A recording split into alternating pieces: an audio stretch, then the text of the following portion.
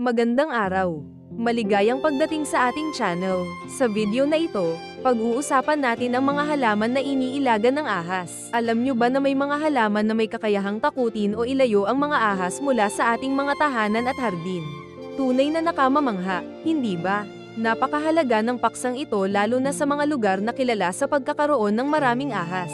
Ang mga ahas ay maaaring magdulot ng panganib sa ating kalusugan at kaligtasan. Kaya naman mahalaga na alam natin ang mga natural na paraan upang sila ay maiwasan. Sa pamamagitan ng mga halaman na ito, hindi lamang tayo makakaiwas sa mga ahas, kundi mapapaganda pa natin ang ating kapaligiran. Ipapakita rin natin kung paano ito makakatulong sa ating pang-araw-araw na buhay. Kaya't kung interesado kayo sa paksang ito, huwag kalimutang mag-subscribe at i-click ang notification bell para updated kayo sa mga susunod pa naming mga video. Tara na at simulan na natin! Halamang may matapang na amoy.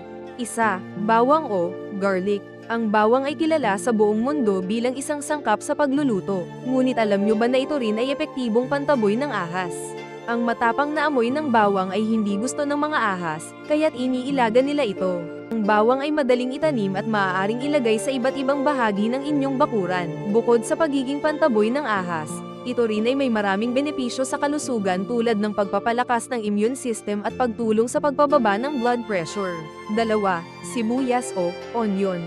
Katulad ng bawang, ang sibuyas ay may matapang na amoy na hindi gusto ng mga ahas. Ang paglalagay ng mga sibuyas sa paligid ng inyong tahanan ay makakatulong upang maiwasan ang paglapit ng mga ahas. Ang sibuyas ay madaling itanim at bukod sa pagiging pantaboy ng ahas, ito rin ay mayaman sa nutrients at bitamina na mabuti sa ating kalusugan. 3. Luya o ginger. Ang luya ay isa pang halaman na may matapang na amoy na iniilaga ng ahas. Ito ay madaling itanim at may maraming benepisyo sa kalusugan tulad ng pagtulong sa digestion at pagpapalakas ng immune system. Ang paglalagay ng luya sa inyong hardin ay hindi lamang magbibigay proteksyon laban sa mga ahas, kundi magdadagdag din ng kagandahan sa inyong kapaligiran. 4. Tanglad o lemongrass. Ang lemongrass ay kilala sa pagkakaroon ng citrus na amoy na hindi gusto ng mga ahas. Madali itong itanim at maaaring ilagay sa paligid ng inyong bakuran upang maiwasan ang paglapit ng mga ahas. Bukod sa pagiging pantaboy ng ahas, ang lemongrass ay ginagamit din sa pagluluto at paggawa ng iba't ibang mga herbal tea na may benepisyo sa kalusugan tulad ng pagpapababa ng stress at pagpapalakas ng immune system. Halamang may matatalim na dahon. 1. Sansevieria o snake plant. Ang sansevieria, na kilala rin bilang snake plant o mother-in-law's tongue, ay may matatalim na dahon na hindi gusto ng mga ahas. Ang mga dahon nito ay matibay at maaaring makasakit sa balat ng ahas kung sakaling dumaan sila dito. Ang snake plant ay hindi lamang epektibong pantaboy ng ahas kundi maganda rin itong indoor plant dahil nakakatulong ito sa pag-filter ng hangin at pag-alis ng toxins sa loob ng bahay. 2. Cactus.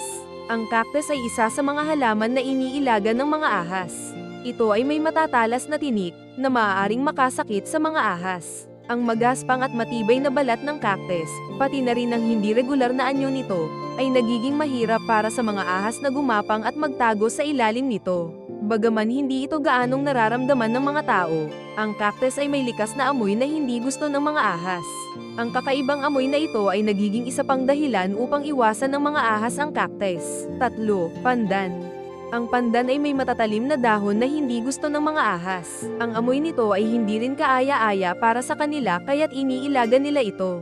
Bukod sa pagiging pantaboy ng ahas, ang pandan ay kilala rin sa pagluluto lalo na sa mga pagkaing Pilipino.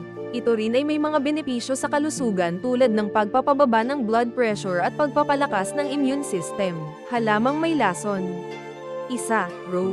Ruta graveolens. Ang rue o ruta ay isang halaman na may lason na hindi gusto ng mga ahas. Ang amoy at lasa nito ay hindi kaaya-aya para sa kanila kaya't iniilaga nila ito.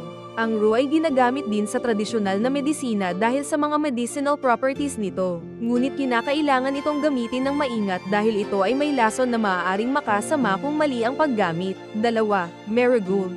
Ang marigold ay kilala sa pagkakaroon ng lason na hindi gusto ng mga ahas. Ang amoy nito ay hindi rin kaaya-aya para sa kanila kaya't iniilaga nila ito. Ang marigold ay hindi lamang pantaboy ng ahas kundi maganda rin itong ornamental plant na magbibigay kulay sa inyong hardin. Bukod dito, ito rin ay may mga medicinal properties na makakatulong sa iba't ibang kondisyon sa kalusugan. 3. Tobacco.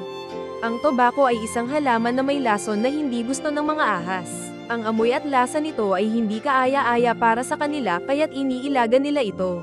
Bagamat ang tobacco ay kilala sa paggawa ng sigarilyo na nakakasama sa kalusugan, ang halaman mismo ay may mga medicinal properties na maaaring magamit sa tamang paraan. Ngunit kinakailangan itong gamitin ng maingat dahil ito ay may lason na maaaring makasama kung mali ang paggamit.